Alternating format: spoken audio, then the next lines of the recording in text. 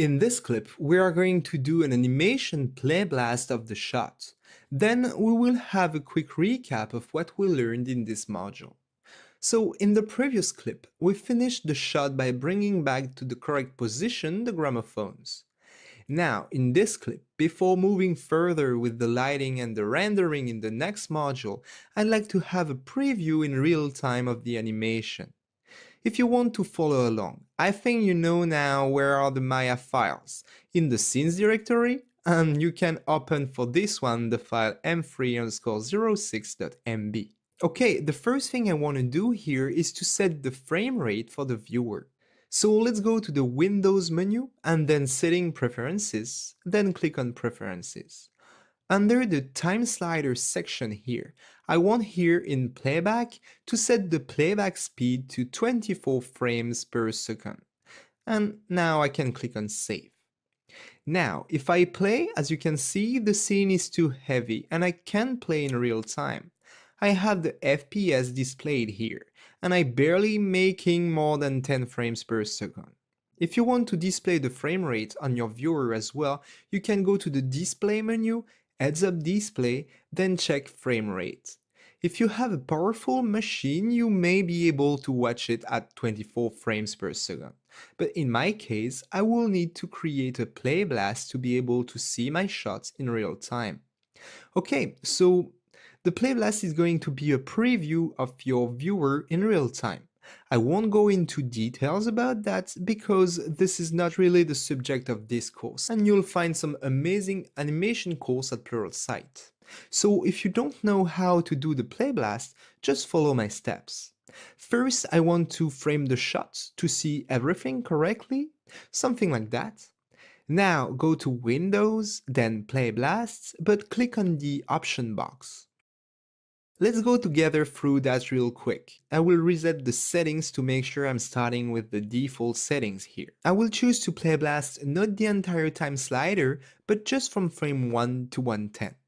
Now, I will leave the format and the encoding as they are, and leave the display size to from window.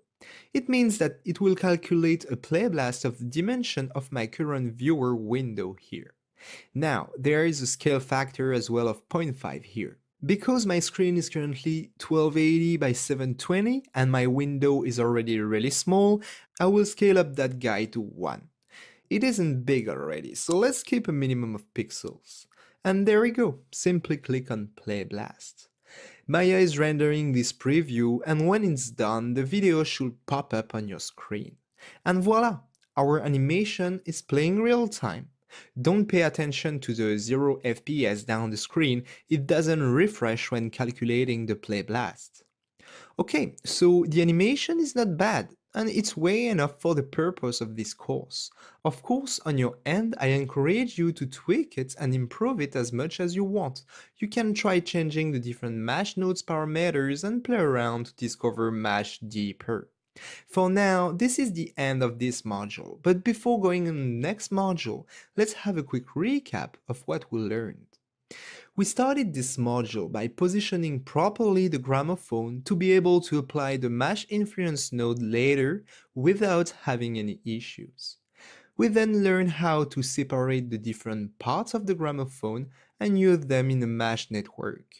We'll learn how to have the different parts all together using the repro node and the mesh ID. We set up the distribute node to an initial shape distribution mode to keep the modeling as it is even if all the parts were separated. Then we added a mesh influence node to animate the apparition of all the different parts separately. We duplicated the gramophone and its animation using the symmetry node. We added 2 of them to create 4 gramophones. The problem was that these 4 gramophones were animated at the same time, so to fix that, we used the mesh delay node. Next, to add a little plus to our animation, we used the mesh spring node. We then used the mesh transform node connected to a locator to bring back these 4 gramophones to their position. Finally, we created a quick playblast to be able to preview the animation at 24 frames per second. This ends up this intense module about MASH. You can see that the methods used in this module and the ones used in the previous module are completely different. There are many ways to do things with MASH and millions of creative possibilities. I'm sure that you will be now able to explore on your own. Just one thing, think about saving your work frequently. No kidding. Now, for those who want to stick with me, in the next module we will render this shot out using several camera angles. We will use Arnold to create a beautiful render of all of this. Then further, we will comb this shot in After Effects or Nuke to create a stunning final result. I'm really excited about what is coming next, so I hope to see you there.